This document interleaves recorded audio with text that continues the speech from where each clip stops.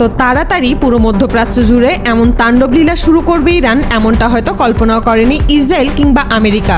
পুরো ঘটনা এত দ্রুত বদলে গেল যে বিশ্লেষকরা পর্যন্ত হতবাক হয়ে গেছে। ইসরায়েলের আগাম হামলার মাত্র 1 ঘন্টার মধ্যেই ইরান দ্রুত পাল্টা পদক্ষেপ নিতে শুরু করেছে, এমনটাই বিভিন্ন আন্তর্জাতিক সূত্রে উঠে এসেছে। এই দ্রুত প্রতিক্রিয়া শুধু একটি সামরিক জবাব ছিল না, বরং এটি ছিল এক ধরনের কৌশলগত বার্তা যা মুহূর্তের মধ্যে বিশ্বের শক্তিধর দেশগুলোকেও নড়ে চড়ে বসতে বাধ্য করেছে। প্রশ্ন উঠেছে, এত দ্রুত কিভাবে ইরান পাল্টা জবাব দিল? তাহলে কি ইরান আগে থেকেই এই সময়ের জন্য প্রস্তুত ছিল? খবর অনুযায়ী ইরান কাতারের আল উদায়েদ এয়ারবেস, কুয়েতের আলী আল সেলিম এয়ারবেস, সংযুক্ত আরব আমিরাতের আল ধাফরা এয়ারবেস এবং বাহরাইনে অবস্থিত মার্কিন নৌবাহিনীর 5th ফ্লিটের ঘাঁটিকে লক্ষ্য করে হামলা চালিয়েছে বলে বিভিন্ন আন্তর্জাতিক সূত্র দাবি করেছে। এইসব ঘাঁটি অত্যন্ত গুরুত্বপূর্ণ। আল উদায়েদ ঘাঁটি মধ্যপ্রাচ্যে মার্কিন সামরিক বাহিনীর অন্যতম বড় কেন্দ্র হিসেবে পরিচিত, আর বাহরাইনে অবস্থিত 5th ফ্লিট ঘাঁটি পুরো পারস্য উপসাগরীয় অঞ্চলে নৌশক্তির ভারসাম্য রক্ষায় বড় ভূমিকা রাখে।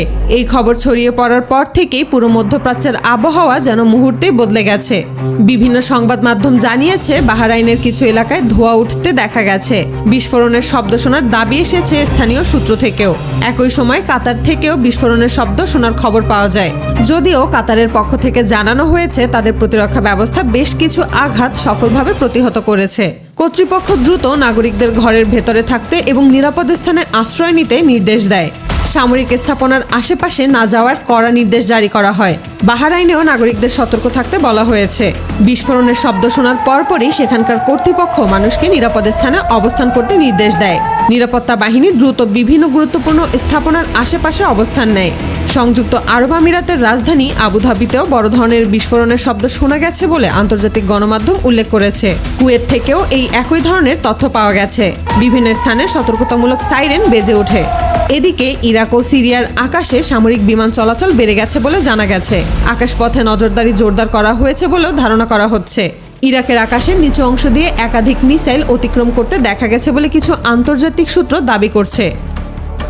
বিশ্লেষকদের ধারণা, এগুলোর লক্ষ্য ছিল পারস্য উপসাগরীয় অঞ্চলের বিভিন্ন সামরিক স্থাপনা। তবে এসব তথ্যের পূর্ণাঙ্গ সরকারি নিশ্চিতকরণ এখনো পাওয়া যায়নি। এর মধ্যে কাতার ও বাহরাইনে অবস্থানরত মার্কিন নাগরিকদের সতর্ক থাকতে বলেছে ইউনাইটেড স্টেটস।